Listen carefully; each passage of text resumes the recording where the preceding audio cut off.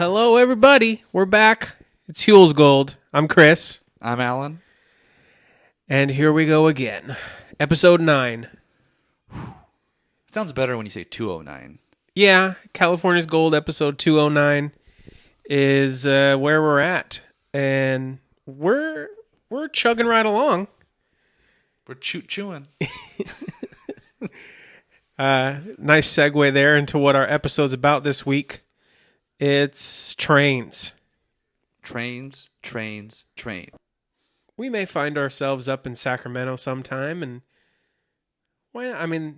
I personally have only been there for a few hours, once or twice. I don't know a lot that went on up there. I'd probably go to this museum, but you've been up there a lot. Oh, yeah. I've actually been there a lot with my wife, Kathleen. That's right. Who is joining us on this episode. Yeah. At least for a minor section here. All right, so what is your favorite place to eat in Sacramento? Hi. There's a few. First and foremost, Chris's favorite, not necessarily food, but coffee. It's Temple Coffee is our favorite up there. Okay. Chondo's Tacos. We went there and it was so good. Stood in line for a while. Yeah, we did.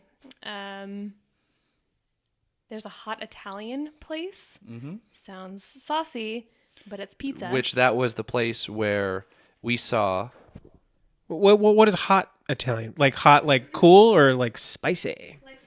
Like spicy. Yeah. Spicy, yeah. But I think we got a slice of pizza that day. Yeah. And the waitress who helped us looked just like our friends. They have 2 kids together. Their oldest daughter, she looked exactly like our waitress that day, grown up, 18 years in the future. Yeah, I've seen that happen before. I mean, my mom and sister often but they're related, that they just look like one time traveled back and then is hanging out with the other, kind of a thing. So that can be a mind freak. I would say mind freak. Yeah. There's also South. South is super good too. Yeah. That's a barbecue place. Yeah, it's like a southern food, but a lot of barbecue. Good. I remember the cornbread there. Barbecue in Sacramento. It's weird because I've never been to any of the major barbecue markets, Kansas City, Texas, any of those. The best barbecue I ever had was in Massachusetts, of all places. Oh, I thought you were going to say Kathleen's dad, because he's on a barbecue team, and that would be a nice thing to say. But I guess he maybe second. Let's get this straight. I've never had our second guest ever on the show. I've never had his barbecue before. I've had the sauce. But yeah, barbecue in odd places. Sometimes... You had it in Missouri? No, I've never been to Kansas City or Texas. I had it in Massachusetts. Massachusetts? Of all places. Oh, I got that mixed up, yeah. It was great. All right, so we got our food options down. Mm-hmm. We had Valentine's there one year. And we stayed at this really cool Airbnb. And then we went to Cafeteria 15L, had like a cool s'mores dessert. And then we went to the Crocker Art Museum, saw some of Wayne Thiebaud's paintings. That was the cakes. Okay, that we had at our wedding. Whatever reason it's popped back into my brain. We ate at the sushi place on one of our visits, good. Where Jerry Brown had a condo above it. JB, no, I know he has the mansion on the river. With his own mansion or the governor's mansion, yeah. They don't stay there anymore, though. Oh, I don't know. I just knew he had it. Maybe if you'd be doing your California's Gold research and going ahead in the episodes, you'd have seen the Neat Houses episode that we'll be doing in about 2.5 years. Shout out to me. Come on, bro. No, but yeah, JB apparently had I don't know if you here's I refer to him as that, but he had a condo. I called him, what did I call him before? Juggling Jerry Brown? Sacramento's super fun, though, because Amanda, one of my good friends, moved up there when we were 15, so there's a lot of good memories, good food. Also, we floated down, I think it's the American River, and it was supposed to be really leisurely. We had like drinks and food.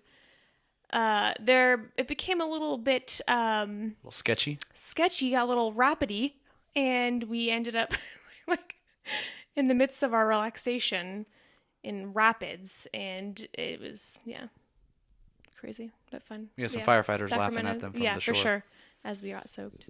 So basically our time there is lots of food, coffee, friends, all good stuff.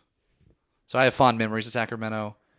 I think Kathleen and we enjoy Sacramento because it's like a metro in the valley. Yeah. Or it's like a big city. Well, big city, compared to Los Angeles and LA, it's not, but it feels that way. It has a... I get it. Yeah. I mean, my one time there, I was downtown for 6 hours. I went to, I forget the name of the record store. No, it's like 4th Street Records. It's something like that. Just a very simple name. It's actually the record store that is, the interior of it is on the cover art of the DJ Shadow record. Introducing, and I saw Sonic Youth there, like I said, and Thurston Moore, the singer, was in the store.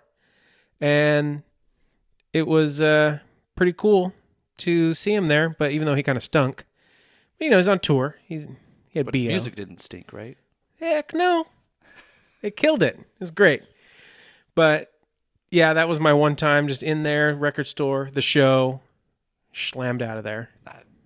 That's Thirsty Thurston for you. Yeah, that's him. But yeah, that was my time. Not as eventful as you guys. No food. You guys like the cool spots. Oh yeah. Well, that is it for our experiences. Thanks, Kathleen. You're welcome. See you next time. But that's enough about us. Let's get to this episode. And Huell, tell us all about this train museum. Welcome to Rail Fair, commemorating the 10th anniversary of the California State Railroad Museum. Now, the press release billed it as the greatest gathering of significant railroad equipment of the modern era, a showcase for both the history and the future of the railroad industry, the definitive railroad event of the second half of the 20th century. Now, that sounds impressive, doesn't it? But the thing is, it was impressive, with wonderful old engines everywhere, putting out smoke and steam and all kinds of neat sounds. Lots of people there, too. People standing in line, people taking pictures, people climbing all over the trains, and then following the trains as they move down the track. I mean, these were hardcore train buffs who were in train heaven. So let's get started with the theme this week. What'd you think of this one? This one was pretty cool. Yeah. Well, are we going to get to the main attraction? Yes. Well, let's set the scene. We got the Sacramento Banjo Band, and they're quite a sight to see. What would you say? Like 30 banjo players there? Let me look to the right, back to my left. I'm going to go with 30. All right. 23, actually. But You see that guy in the front there? Oh, yeah. Fieldy? Exactly. Yeah, he looked like he's hanging them down low. Just a little clicks. He's tuned in B. Yeah. But yeah, the main attraction of this theme this week isn't something that you can hear. There's a tuba player. I don't know, you can't really hear it in the mix, but he's there. He's providing the low end. The low end, yeah. Yeah. Well, he also he toots so hard. he toots the logo out this week. I'm loving when the logo is animated. Yeah. It's my favorite little device that they did in these early days. It's relatively smooth, too. I mean, it's a little choppy coming at you, you can tell. Yeah, but you don't even see it coming. Just No, all you of a sudden, don't. whoa! But as you heard, we're at the rail fair, and this seemed like a big deal for all of these. Well, did you notice that he tooted it out, but he also inhaled it? I did. Back into the No, it goes back in. back into the tuba. Yeah, it sucks right back in there. Sucked it up.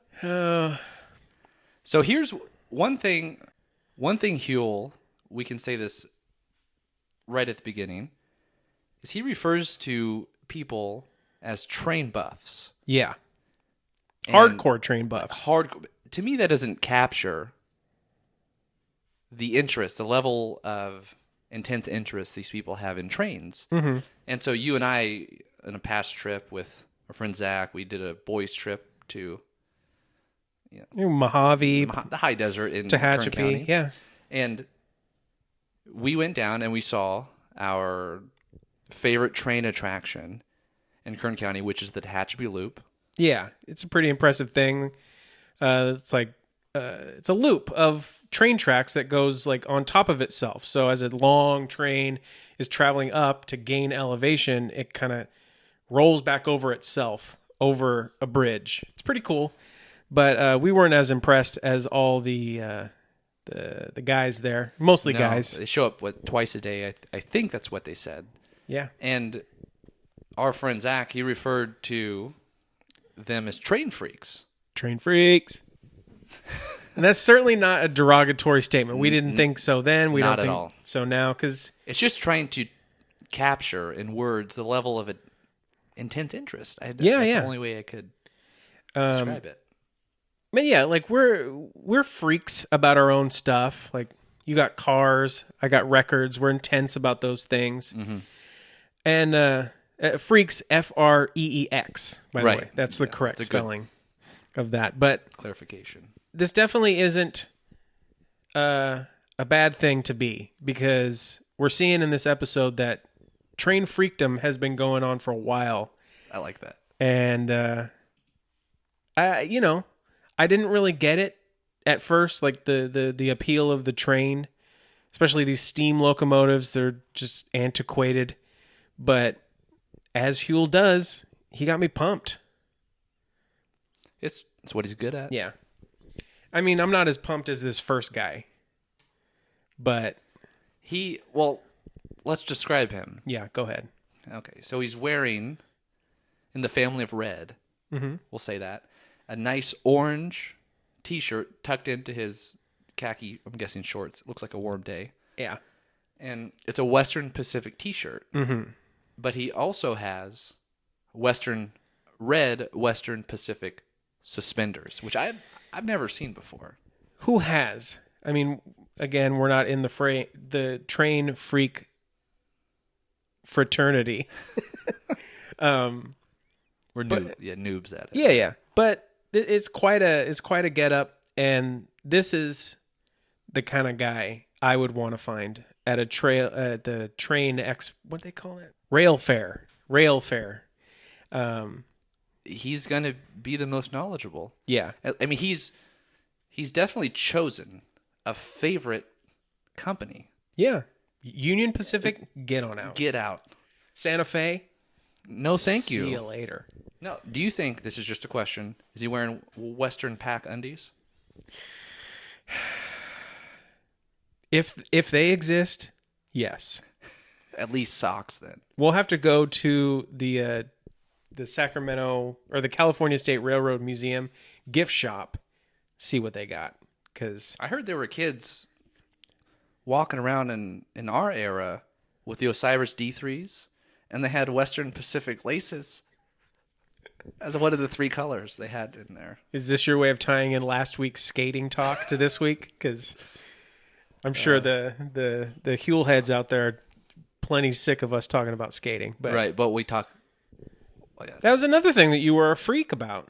Skating. Yes, Yeah. I still love it. Never ends. You can be a freak of multiple things, is what we're saying. Right. But this is our first guy. His wife, she's got that cool flower shirt. It's very 90s also, but they had a really, like, unlike last week with Faux Bernie, this is the kind of relationship that you want to see representing California tourism, where it's equal footing, equal talk time. Because this guy it's obviously, and she's not, I can't tell from her clothing, she's not wearing a Western Pacific T-shirt. No. So you can't explicitly see her interest. So I'm guessing that this is probably his hobby. Yeah. She's coming along for the ride. But still. I've drug Erin to things that are much more my thing than hers, and it's just part of what you do. Mm-hmm. Vice versa, it goes both ways. But they're a good representation of what I want to see. Well, the next couple, Yeah. it's more of just the stance is a little awkward. You notice that he's never facing Huell? He doesn't seem to be as into the interview process as other people. But the one thing I want to point out about this guy is he's got one of our go-to interview California's Gold looks, which is he's got the pocket tee with the big sunglasses holder in the pocket, like we talked about in episode 2. This is our man right here. His wife's wearing the permatense. Another, yeah. There's definitely a demographic going on. I wonder if Huell is picking these people or they're the ones that are up for the interviews. All right, so, and the next interviewees, the next people he interviews, the whistle competition that's going on. Yeah, I wouldn't even call it an interview unless Huell thought that he was interviewing the train whistles, because you can't even hear what what this guy's saying, because every time they speak, this loud train whistle. Well, the competition, we were talking about this. It's not so much which whistle is louder. It's who can time drowning out the person he's interviewing. Exactly. I think that was the competition, but They're both winning because you can't hear anything. it's a tie. From there, we go on to one of the smaller engines. I thought it was a little cute thing, but Tommy Two Thumbs? Tomothy Two Thumbs over here. So we got this guy, this train buff up there on this tiny engine, and he's talking about how it's called Tom Thumb, and Huell's just hammering him with questions. Well, why? Why is it Tom Thumb? Well, I'm glad he did. Yeah. Because this guy is... He didn't seem to know. And I'm glad he did, because he's selling Huell some malarkey. Some malarkey. Yeah. Yeah, saying about how the guy who designed it was named Tom Thumb. Oh, really? Like this is the real Tom Thumb that did it? Oh, well, no, that was his nickname. Oh, but why? Oh, because it's so small it can fit on a thumbnail. Okay, so third time we finally get the real story out of this guy that maybe it's called Tom Thumb because it's a tiny little engine. Seemed like an easy answer, but this guy was all over the place. But then after that, we got your favorite guys, right? My favorite. Yeah, well, because they give us... there's two guys who are looking at something happening on a train, some steam or liquid that's spewing out the side. And he'll ask... he'll ask him a question of both the guys, but he directs it at one initially. And he said, "What's going on here?" And they give him a spectrum of possibilities. They say it's either broke, it's fallen apart, or it's supposed to be there. Yeah, guys. That's all of them. Those are all the possibilities, yeah. And my favorite part of this guy is he reminds me of a person that maybe would have, I don't know, restored 4 or 5 1970 GTOs with the original hardware. Oh, yeah. He seems like the guy who would do mechanics in his clean garage and never get a speck of oil on him. Yeah, he's the kind of guy where his hands aren't dirty. Yeah. And you ask him, you say, "Oh, you work on cars, but your hands aren't dirty? What kind of mechanic are you?" And he says, "A good one." Yeah, this is this guy. He doesn't seem to understand these steam engines, though. Oh, maybe he sticks to cars. Yeah. So this next guy, he seems like a little curmudgeon-y, wouldn't you say? Oh, yeah. Yeah. He's in front of his engine called the Daylight. Not the Daylight Express, not the Daylighter, Daylight. And he says, period. Yeah. Gives a hand motion and... It's okay, dude. We get it. Just grumps. Yeah. But he's making a big deal about this. But I liked his description of his engine because it's orange, like mostly. Well, unlike his personality. Yeah. What was it meant to... Yeah, it's orange, which I guess was pretty odd back in the day. He mentions that they painted it orange because at the time the country was coming out of the Depression, and it was like a sign of things becoming better. Trains are usually so greasy and grimy, and this thing, oh man, look at this streak of orange coming down. The country's coming back. Which I buy it. That's fine. Yeah, it's a cool story.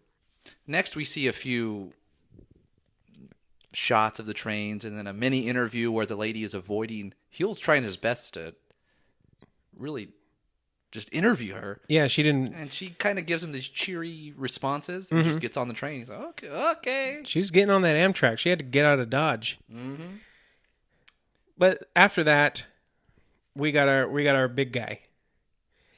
And now we got a shot on the Instagram. You'll see that if you didn't know that how big of a guy Huell is already, it would seem like this is like a big dude and a medium-sized dude. But Huell's big. He's 6'4". He's stocky. Yeah. So that must mean this guy is like 6'6", over 300. He dwarfs Huell. And I don't think it's very coincidental that he happens to have the biggest steam engine Right. at the whole show.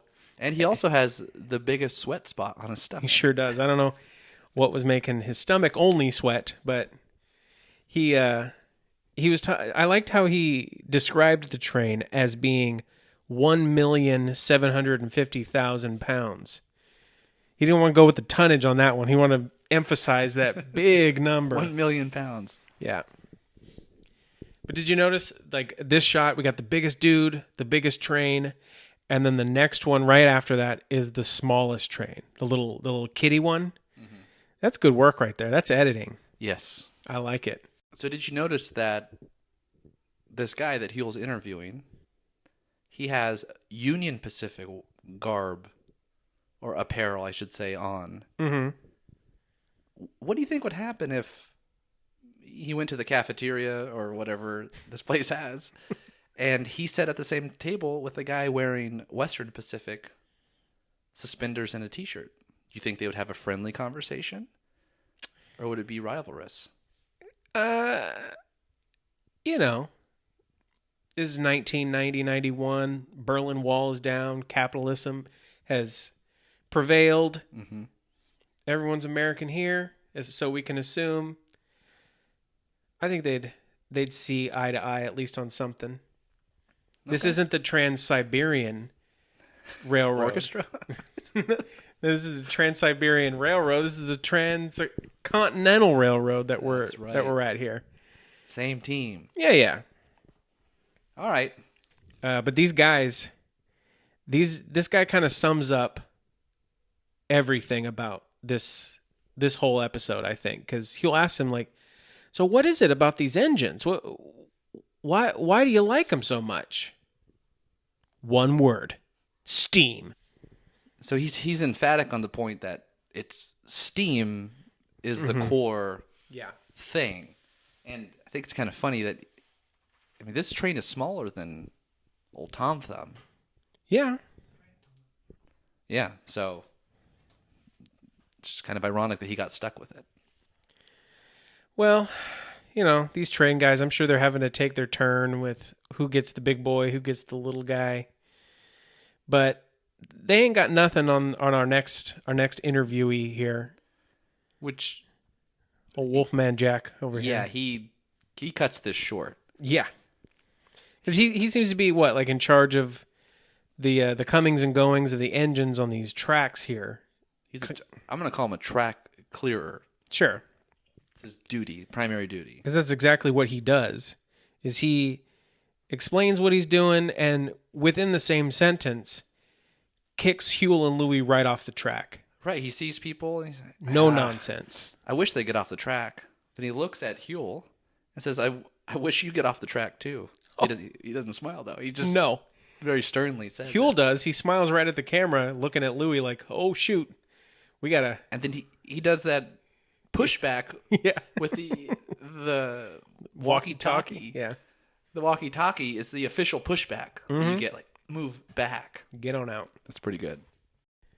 So what do you think about this group of people here where the woman, she's talking about how she hasn't been on trains much since she was a little girl, and then out of nowhere, her husband, I hope, if he's saying this, I hope that too, just throws out, she's been around the track a couple times. It's so weird. What is that supposed to mean? It doesn't make sense. I mean, it does make sense in a I get where in a he was weird- going, it's so extreme. yeah. Because, okay, a person's been around a block a few times. Okay, totally get that. The block isn't it's not a large area Yeah. or unit or whatever you want to call it. He says the tracks. That's long. The tracks can extend across the country. Yeah. So I don't know what he's implying, but His poor wife. But after that, we kind of cut to a more familial scene, I guess, with dad, mom, and son doing the kind of like, oh, we're at a theme park, we all got to wear the same shirt so we don't get lost look. So they're all wearing the same T-shirt. And the dad, he is trying to impart his love of trains onto his son, which we don't know if this was successful or not. No, Because we'll probably never know. well, yeah, it's true. We'll never know. But he tries to make the point that it's about history. Trains are what this country was built on. Yeah, so it's about history, not just about computers and all that wizardry. You know, I mean, early 90s, computers were probably still quite amazing. But what kind of wizardry Yeah. was this little 6-year-old kid with his neon sunglasses and his 7-Up getting himself into? Just the Oregon Trail. Yeah, I guess so. Maybe. He got the diphtheria. The dad couldn't figure out what that would have meant. But I still like them. They're the kind of people that keep these kind of places alive, because these are our traveling families that I was a part of. We went to some weirdo places, and, you know, without this, these places wouldn't stay open. All right. Kind of switch gears here, right? Switch tracks. Switch. Yeah, There yeah. you go. I'm going to call this the Pip Pip Man. Pip Pip Man, The crew. yeah. These are the line and bar gang, Yeah. which are basically track repairmen. Mm-hmm. But they got quite a way of doing it. They're all in like matching overall plaid costumes of sort. And there's like the main guy. What was that guy's name? William Neighbors. Yeah, he's kind of like the shot caller. He's singing the little rhymes that they got for each song, for each kind of movement they do. Mm-hmm. But that pip pip, that's the rhythm that they stay on, because he says his little rhymes of like, what's the rhythm? How does it go? Dun dun dun dun dun dun dun dun dun dun dun dun dun. Pip pip choo, pip pip choo. And you know, these guys, they're just reliving their old days, so I don't think they're really moving the track much. But What I thought was cool, this is the first impression, at least that I got from it, was I'm pretty sure that's improvised. yeah, I mean, I'm sure he's got some go-tos, but he threw one right out of nowhere for Huell on the spot. All right, so that was a cool Yeah. overview of these trackmen and what they used to do and how they use cadences to align the tracks. Then we're moving on to Walter Gray. He's the director of the whole museum. He's kind of one of these guys who definitely has given a lot of docent tours out there. He's got his spiel down. And he's throwing out some stats, like how in 1950 there were 47,000 steam engines. There were 4,000,000? Exactly, yeah. And then now there's 1,400 in 1991. How it's kind of a lost thing that will never come back because steam engines are so persnickety and expensive. And the other thing he threw out is that the lure of the steam train is kind of entwined with American culture, and how Johnny Cash has sang many songs about the railroad, and he's become richer than you or I ever will, referring to himself and Huell. Mm-hmm. How does he know how much money Huell's got? Yeah, I mean, he doesn't know. I mean, well, At this time, I don't know either. We'll never know. But based on his palatial apartment in L.A. and what he had a house He had 2 houses in the Palm Desert and one in Pasadena, I think. Did Johnny Cash ever own a spaceship house? No. But let's not judge Huell's bank book, Mr. Gray. I'm sure he was just having a good old time about Johnny Cash, but... Speaking of trains in American, did you say consciousness or American culture? Yeah. I should say. He didn't make an interesting point, and he was talking about the societal integration of the railroads, kind of what you were talking about too. Mm-hmm. But even though they've been gone for over 2 decades, people still intuitively think of, what do you say, choo-choo? No, the sound of the whistle. Right. Yeah. Right. Which for me, this wasn't passed on by my parents Yeah. or friends or uncles or anything. It was passed on to me through Major Payne. What about Major Payne? What was that? He talks about the little engine that could, Yeah. right? He Yeah. tells, I forget, a Tiger, I think the kid's name is, about it. He goes, toot, toot. Oh, yeah. So that's how I'm sure I heard it before maybe, but that's the first memory that I have. Nah, it was I think Major it would have been like 12 or something. It was Major Payne, Let's go with that. co-starring Bam Bam Bigelow. That's true. But that about wraps it up at the museum. Huell seemed to have a really good time. I think he caught the train freak bug, much like we kind of are here. And he keeps the train right on rolling because he heard at the museum that he should head on over to get to ride an actual steam engine. And let's hear all about that. Hit it, Huell.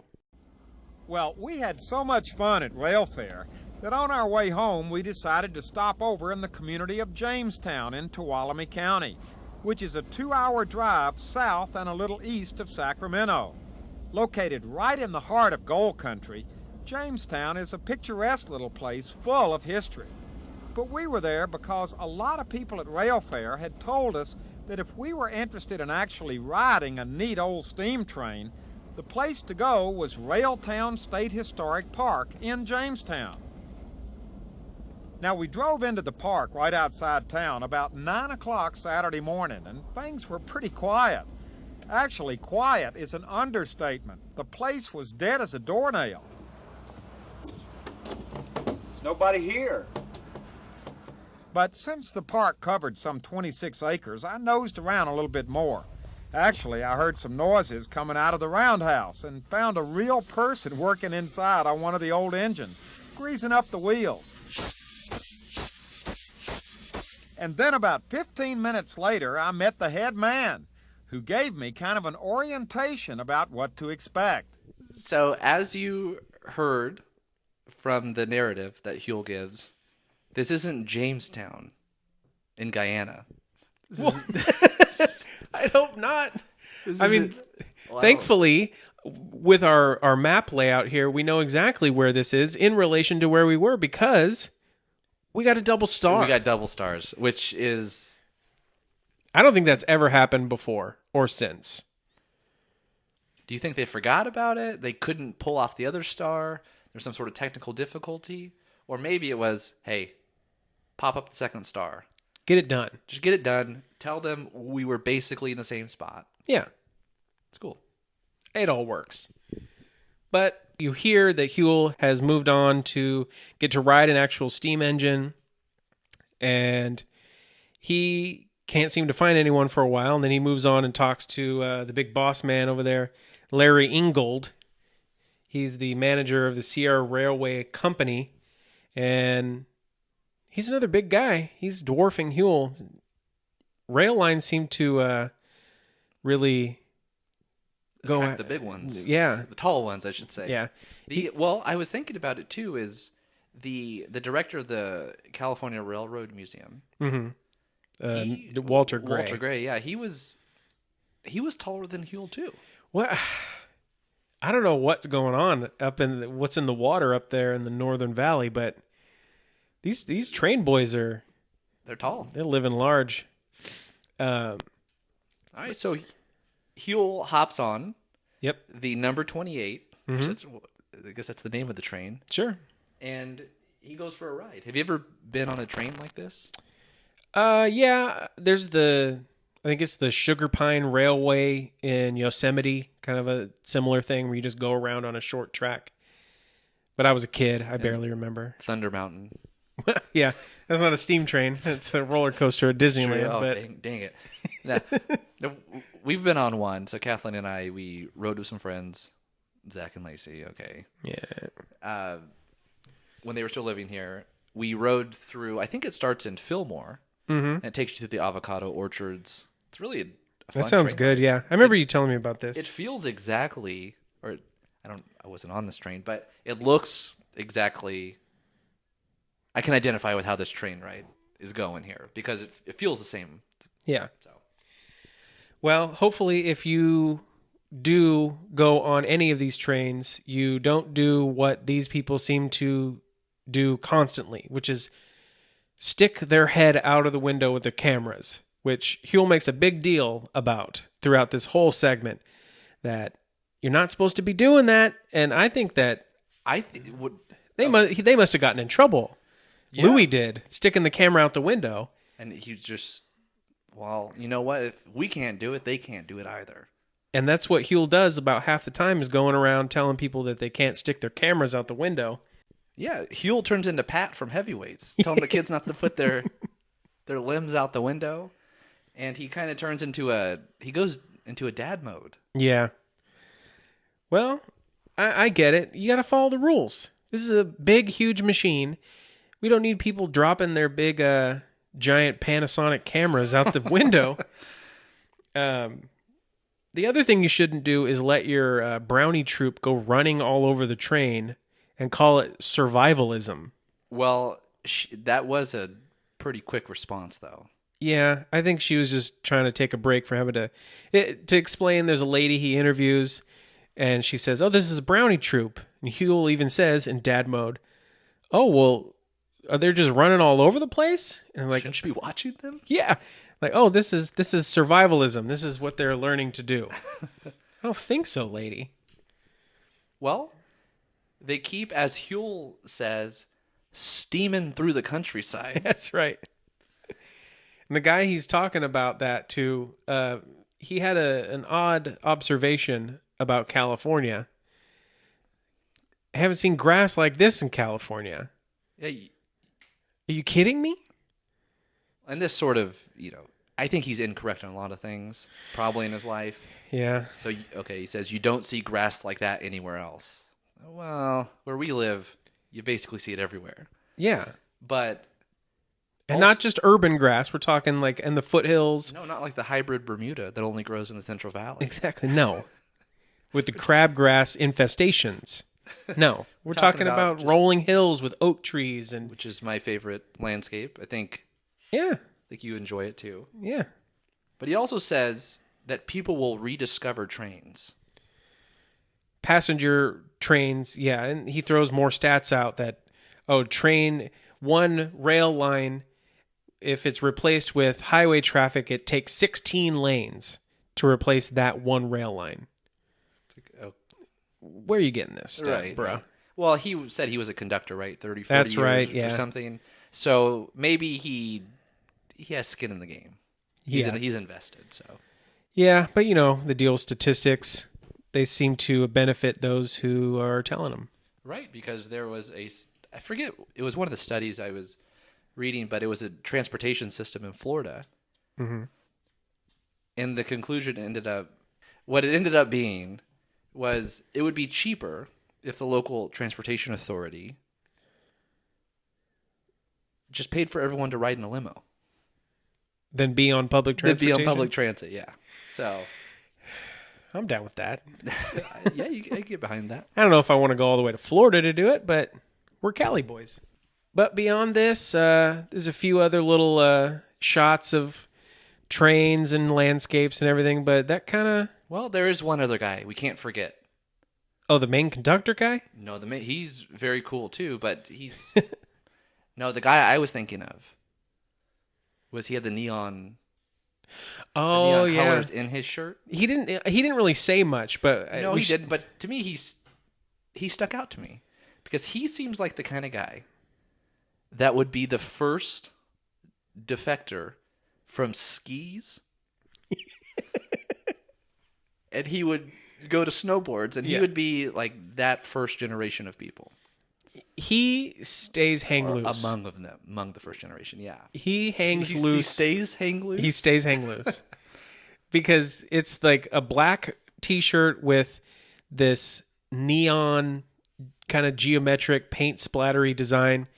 I definitely had shirts like this as a kid. Straight from Mervyn's, always. Oh, yeah. For sure. This is a Morona brand, for sure. But beyond him, yes, it's more train shots, and you can tell Huell's got the train freak bug big time by this time, because he's on a train. This is what it's all about. Right. Sort of how when we went to the Nitro Nights and drag racing, you got really into dragsters. For that night, yeah, when you see a car with a jet engine on it, it's hard not to get excited. Right. Felt like I was going to blast off into another dimension or something. It was wild. Another thing that the Southern Valley of California can give you is the nitro drag races. The March meets are going on right now. There you go. But yeah, that about wraps it up for this episode. But we got a couple things we want to throw out there at the end. First is our preview of next week. Where are we going next week? Well, we are switching modes of transport from trains to boats. Yeah, it's all about ships. And we're going to visit the SS Palo Alto, which we've already seen. Yeah, that was where Huell was at the ending of the Santa Cruz episode, when he was saying there was so much here that we want to do more shows, and here we are. We're going to the concrete ship. And we're also going to see, which we'll talk more about next week. Yeah. We're going to see a person hollow out a canoe from a redwood log. An artist do that. Mm-hmm. And I've only seen that done once by Cody Lundeen in Dual Survival. Yeah. Which is my third favorite show. Okay. I don't do this whole without Cody and Dave together. I don't do the rest of. So 2 seasons only? Yeah, 2 seasons, first 2. You may remember me mentioning this episode in our episode 0 about a person picking up and putting a boat down. This is that episode, but this is where you'll see that Huell can make something out of nothing, because visually it isn't the greatest, but his interactions with this guy as he's hollowing out this boat can be gold. Yeah. But secondly, I wanted to bring up my recent time helping some people I know navigate how to listen to a podcast, because this is a new medium and not everyone knows how it works, how to access them. Obviously, if you're listening, you know how, and we appreciate that. But one thing that I was thinking about is a lot of people who watch California's Gold are people who are of an age or a lifestyle that they may not know how podcasts work. So this is me calling you out. I need you guys and gals to call your mama, call your daddy, call your bald-headed granny. Tell them about the show. If they knew and liked Huell, tell them about us. Tell them about this show that you're listening to now. Show them how it's done. It's not as hard as it sounds. You see how easy it is. Set them up. Subscribe them on an Apple product if they have it. Google Play, yeah. Spotify, anything. Everyone should be subscribing because you don't want to miss a show. You can even rate and review us. That helps us out. We love hearing your thoughts, as long as they're positive only. Just kidding. Whatever you want to say. But that's what I'm asking everyone to do. Stay engaged with Huell Hauser. He's not with us anymore, but we're keeping the spirit alive. Go see that. At least we're trying to. Yeah. Go see that lost episode if you're in the LA area. Go meet Louis in Valencia in April. There's more events coming. We're going to keep you informed on that. There's also the state park or the... Oh, over in Irvine. Yeah, there's a new state parks kind of exhibit thing that they got going on right. So over there. That too. I mean, there's some momentum Yeah. behind Huell's work, There'll be links. keeping it alive. I'll throw links into the description of everything I'm talking about. So that's what we want. We want everyone to come listen to the show. We were trying to have a good old-fashioned Huell Love Fest over here. And we also hope that you just come along with us next time as we continue our search for Huell's Gold.